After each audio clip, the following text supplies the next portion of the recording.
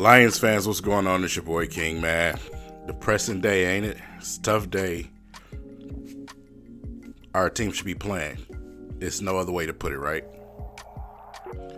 Well, Washington Commanders just got curve stomped by the Eagles, as a lot of us footballers thought would happen, simply because we know what it takes to beat a team in the Commanders, and we know what it takes to win in the playoffs. And you know, the Eagles have been there before, they've done it before, and they did exactly what they needed to do, which a lot of us felt like we should have done, right?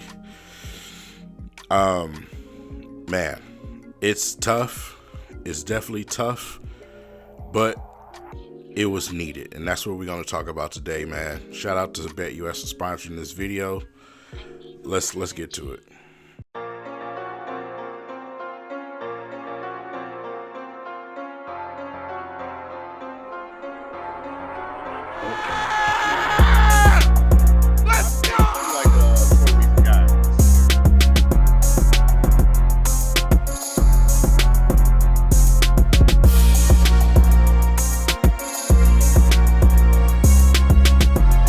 Hey, King paying for gas.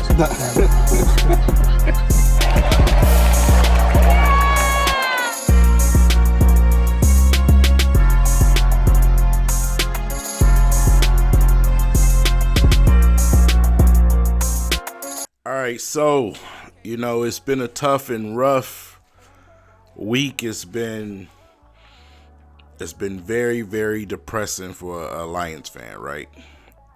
Even when you got the bottom feeders and peasants chewing at your ankles down there, and the Vikings, Bears, and Packers. We've had a lot of coaching staff turnover, including obviously the big bombshell and Ben Johnson going to the enemy over there after giving that horrible performance that he gave us in our last game of the season. So Shep moves up to the defensive coordinator position just like we thought. Hank stays. He doesn't go over there with the enemy. You know, I really appreciated his wife putting that out there and letting it be known specifically, we're not going in division. You know, why would y'all even think that? So, just a lot of different positional changes when it comes to the coaching staff, and a lot of really, really good ones, man. I actually feel like we got better at defensive line coach. So, you know, we'll see how all of that plays out. We know the effort is going to be there from the staff. The biggest one, obviously, is offensive coordinator. That is the biggest position, because not only do you have to bring someone in that's crafty and up to date where the NFL is, but at the same time, Jared Goff is going to have a heavy influence in that. And, you know, him losing Ben Johnson can go one of two ways. It can go great. He can continue to improve, or it can go really, really bad. We'll just have to wait and see, but we just have to make sure we keep this team consistent and you know, keep enough talent around him in order for him to be successful. So on the offensive side of the ball, I don't think we're worried about losing anybody big time for Jared Goff. Everyone's pretty much solid when it comes to the contract situation, but a few names, you know, obviously Zeitler is one of them that a lot of people want back here, including myself. You know, some people feel Mahogany can step in and play that role. Me, not so much after watching film. No, not yet. But, you know, Zeitler probably was the best at this position in the NFC this season. So, with that said, we've been dragged. We've been beaten all week. Not only from our family and friends, the fake Lions fans, the bandwagoners, our co-workers. You know, you start to notice that it goes from our team to your team now. You know, when you come back after the Lions lose in that type of situation, it's your team again. It's not we anymore. We expect that, man, for bandwagoners. But, you know, I just want to say, you know, keep it cool, man. Don't panic. Don't jump off of a bridge.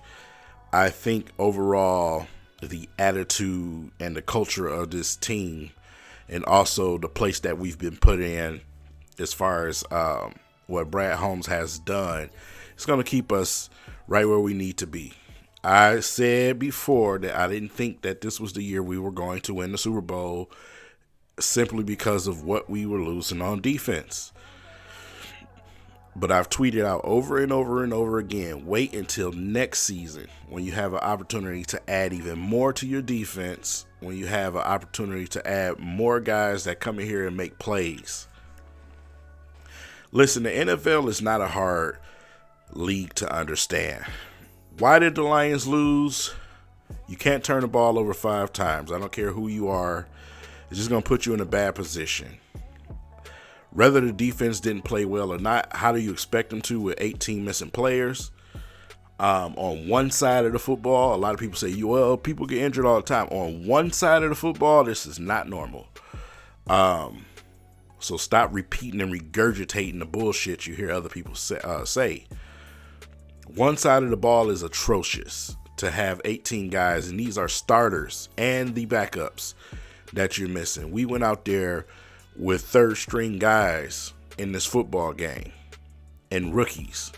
You see what I'm saying? So that's very, very tough. But even with that performance, they did come out in the second half and get a stop. They did enough still to give you a chance to win this football game.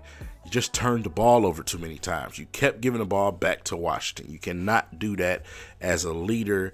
And when you have people defending a guy in Jared Goff, it makes it hard because when you got sent over here, that was what was put on you. It was put that you can get there in the playoffs. You can, win some playoff games. But when it comes to the big games against the most elite teams, you crumble. And a lot of people feel like that's what happened. Me personally, I don't think it's per se all Jared Goff. I think Ben Johnson put him in some bad situations. I think we should have run the football just like we just seen the Eagles do. I just think it was just simply bad game planning and just an unfortunate game for Goff, man. I'm not going to sit here and beat the brother to death, but he had a bad game. And I've told y'all over and over, it's okay to admit that. He had a terrible game. Listen, on the biggest stage, the biggest players come to play.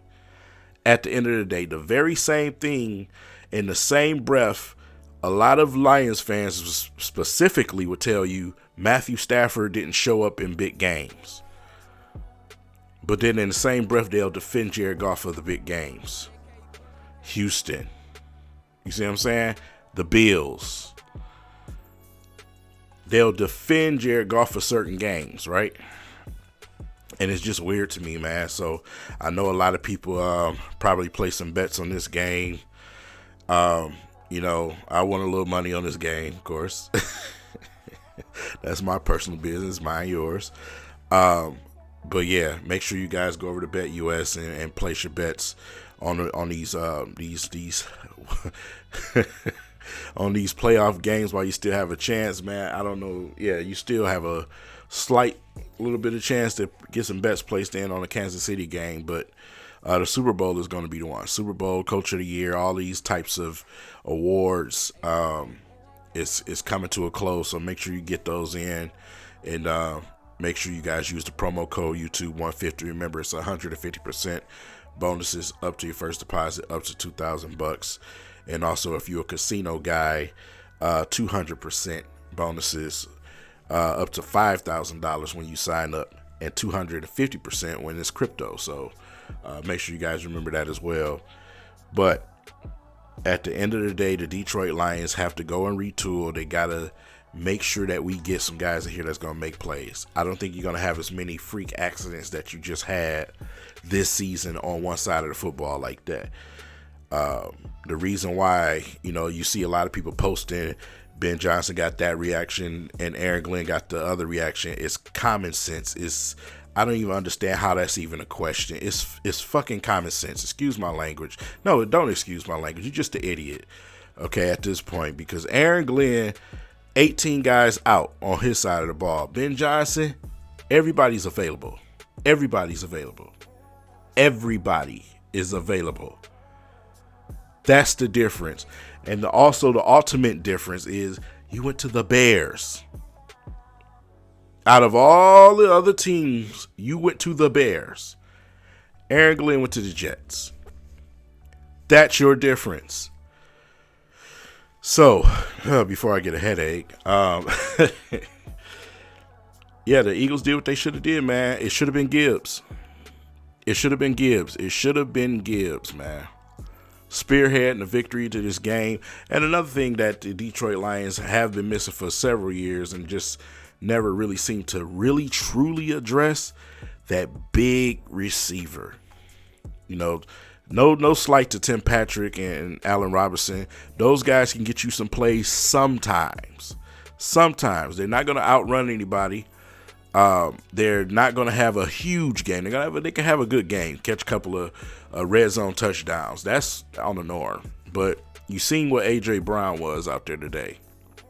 You see what these teams are. And whether you want to call Amon-Ra St. Brown a slot merchant or not, it's nothing wrong with that. Golden Tate was a slot merchant, if you want to call him that. You know what I'm saying? So that's his position. He plays his position the way he's supposed to. And he's still a top receiver in his league. J-Mo is still developing. That's why you don't put him in a situation where you have him throwing the football. So, but just having that big receiver, man, is just something that we've been missing for a long time. Hopefully we can find somewhere in the draft where we can get a young guy with some size in here that can snatch down some footballs, some of those 50-50 balls that Jared Goff throws. That's not J-Mo's game.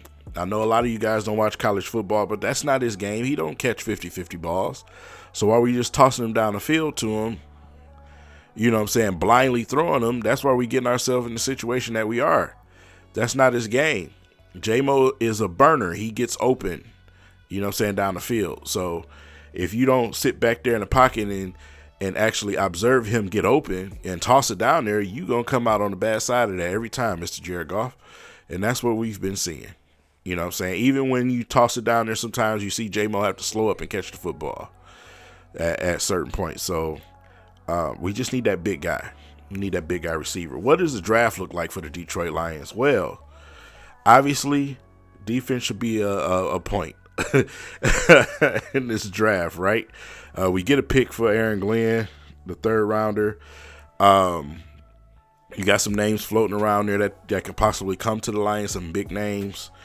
But at the end of the day, you need stars. You need star players. You see Jalen Carter game after game, especially in these playoffs. Just he's a star. He's a big star player now. And trust me, I love Jahmyr Gibbs, but Jalen Carter changes the entire face of that defense with what he does up front. And running back is not a position that does that for you. Even though it can change the game by, guys having certain types of performances, but what he means to that defense is huge. Not saying we should take Jalen Carter over Gibbs. I always felt like we could have got both, but at the end of the day, in the playoffs, you need playmakers. You need stars. You have to have some. You can't just be out there with a bunch of guys. That's not how it works. In no way, shape, or form in the football. There's no 2004 Pistons or Bad Boys of the NFL. That's never happened before. You got to have guys to show up. So athleticism at the linebacker position is another thing.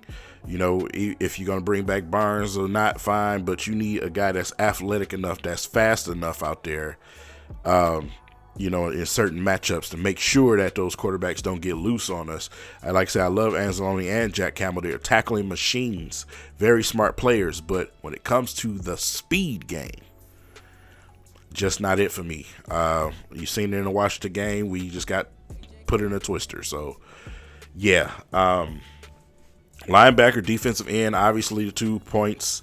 Definitely got to look at bringing in another player to the secondary, another corner. Get rid of some of these project players. It's some of these guys that you were hoping and wishing for. It's time to move on from some of them guys and get some guys in here that that's going to be available and that's going to play for this team. Some of the things that we need to look at when it comes to the draft and also during the offseason. So with that said, let's just continue to watch the rest of these games and try to enjoy just football while it's still around, because it's gonna be a long while after it's over. So, to me, it's looking like the Eagles just may win the Super Bowl based off the way that team is built. We'll see what happens in this Bills and Kansas City game.